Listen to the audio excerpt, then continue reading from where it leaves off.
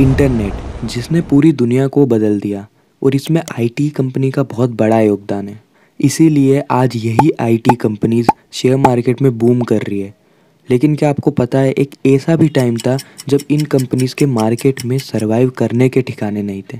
उस समय IT sector मार खा रहा था, इनके शेयर्स क्रैश होने लगे थे और बहुत सी आईटीज कंपनियां तो बंद भी पड़ गई थी। तो वह समय था अर्ली 2000 का, जिसे हम डॉट कॉम बबल बस्ट भी कहते हैं। तो आइए आज की इस वीडियो में हम डॉट कॉम बबल बस्ट के बारे में डिटेल में जानते हैं।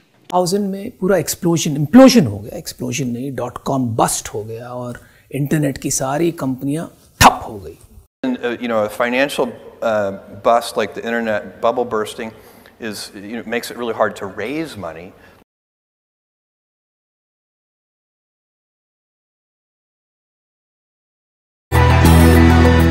तो यह सब शुरू हुआ 1989 से, जब वर्ल्ड वाइड वेब की शुरुआत हुई, जिसे आगे जाकर 1991 में पब्लिक कर दिया गया।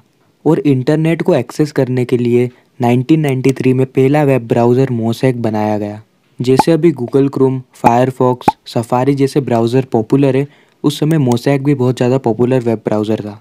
डॉट कॉम बबल की शुरुआत होती है इंटरनेट के यूज़ बढ़ने से। 1996-97 में इंटरनेट इवॉल्व होने लगा, जिसके चलते लोगों ने इंटरनेट को अपनाया और ऐसे ही इंटरनेट के यूज़र्स बढ़ने लगे, जिसके चलते बहुत सी इंटरनेट बेस्ड कंपनीज आने लगी और अच्छा परफॉर्म करने लगी। और यह देखकर इन्वेस्टर्स की आंखें चमकने लगी और वो बहुत ज़्यादा एक्साइटेड होने लगे। और एक्साइटेड होकर उन्होंने इंटरनेट बेस्ड कंपनीज पे बहुत सारा पैसा लगाया, इस उम्मीद से कि जैसे जैसे इंटरनेट का यूज़ बढ़ने लगेगा और टेक्नोलॉजी इवॉल्व करने लगेगी, इंटरनेट बेस्ड कंपनियां उस समय रॉक करेगी और अच्छा ग्रोथ दिखाएगी। इंटरनेट बेस्ड कंपनीज को हाई फंडिंग मिलने लगी, जिसके चलते बहुत सी कंपनी ने सिर्फ फंड उठाने के लिए अपनी कंपनी के नाम के बाद डॉट कॉम लगा दिया। और इन्वेस्टर भी इन कंपनी में आंख बंद करके पैसा डाल रहे थे।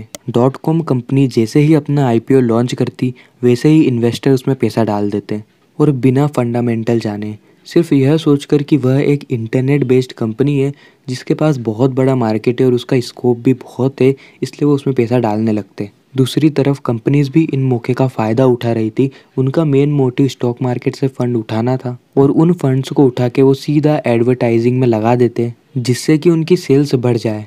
भले ही उनका प्रोडक्ट अच्छा हो या ना हो, डेवलपमेंट हो या ना हो, इन चीज़ों पे किसी का भी ध्यान नहीं था। बस इन कंपनीज को कैसे भी करके अपनी ग्रोथ बढ़ानी थी। और ऐसे ही यह डॉट कॉम बबल और बड़ा बनता रहा। अब क्योंकि इन कंपनीज के फंडामेंटल इतने अच्छे नहीं थे और ये सारे फंड्स को एडवर्टाइजिंग में लगा रहे थे, जिसके चलते इनको आने वाले साल में प्रॉफिट नहीं हो पा रहा था। और धीरे धीरे करके इन्वेस्टर को भी ये बात समझ में आने लगी और फिर इन्वेस्टर्स इनकी कंपनी से निकलते चले गए। अब इन कंपनीज का खर्चा इतना ज़्यादा था कि जैसे ही इन्वेस्टर्स गए, इन लोगों के पास फंड्स की शॉर्टेज हो गई।